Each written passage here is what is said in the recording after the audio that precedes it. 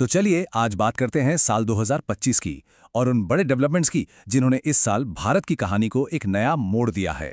तो सवाल उठता है कि तरक्की का एक साल आखिर दिखता कैसा है। क्या क्या हुआ इस साल में, आइए जरा करीब से देखते हैं।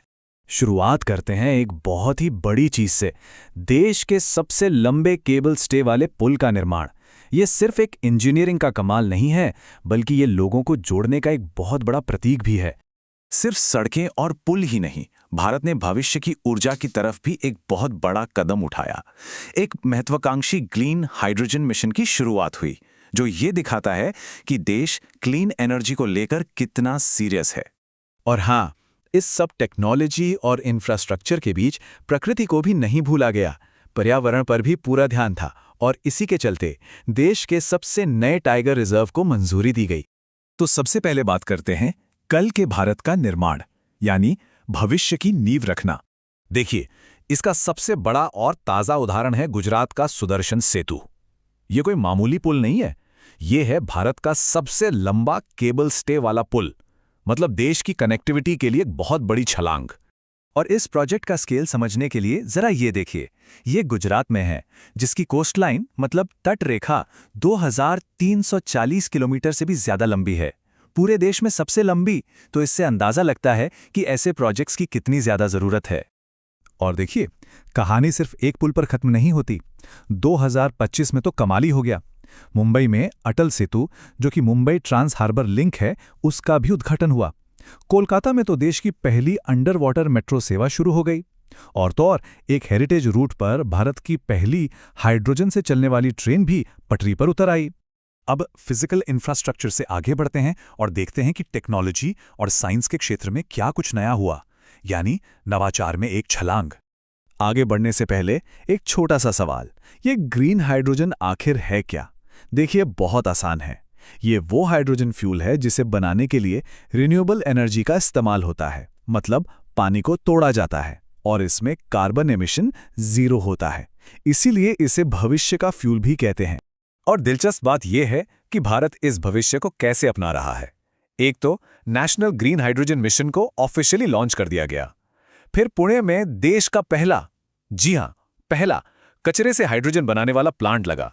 और उधर मेघालय में देश में ही बना पहला मीथेनॉल मिक्स्ड पेट्रोल भी पेश किया गया। टेक्नोलॉजी की दुनिया में भारत का दबदबा यही नहीं रुका। देश ने नई दिल्ली में 2025 एआई समिट की मेजबानी की और दुनिया को दिखाया कि आर्टिफिशियल इंटेलिजेंस जैसे जरूरी फील्ड में वो लीड करने के लिए तैयार है।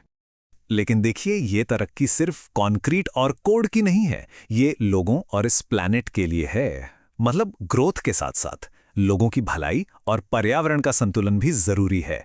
और इसका एक बहुत बड़ा सबूत है सुदर्शन टाइगर रिजर्व। इसे भारत के 55वें टाइगर रिजर्व के तौर पर मंजूरी मिल गई।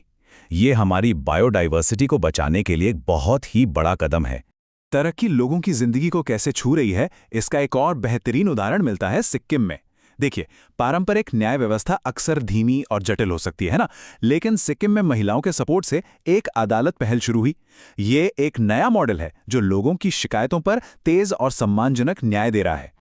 आने वाली पीढ़ियों में निवेश, ये भी एक बहुत बड़ा फोकस रहा है।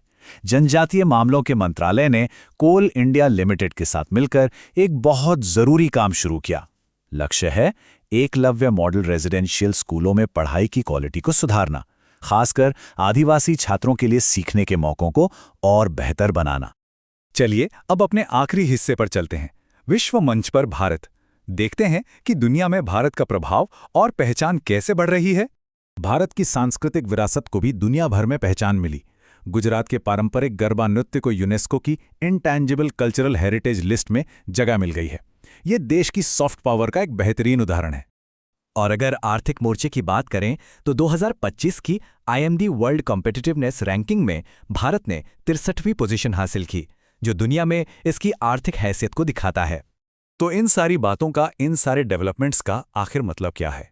आइए 2025 की पूरी तस्वीर को एक साथ जोड़ के देखते हैं। तो 2025 की कहानी क्या कहती है? ये कहानी है बड़े बड़े इंफ्रास्ट्रक्चर प्रोजेक्ट्स में एक जबरदस्त तेजी की। ये कहानी है ग्रीन और डिजिटल टेक्नोलॉजी की तरफ एक स्ट्रेटेजिक मोड़ की। इसमें समावेशी विकास और पर्यावरण संरक्षण पर भी गहरा फोकस है, और साथ ही दुनिया के मंच पर भारत का सांस्कृतिक और आर्थिक कद भी बढ़ रहा है। तो कह सकते हैं कि 2025 ने एक नई रफ्तार तय कर दी है। अब सवाल ये उठता है कि आने वाला अगला अध्याय कैसा होगा?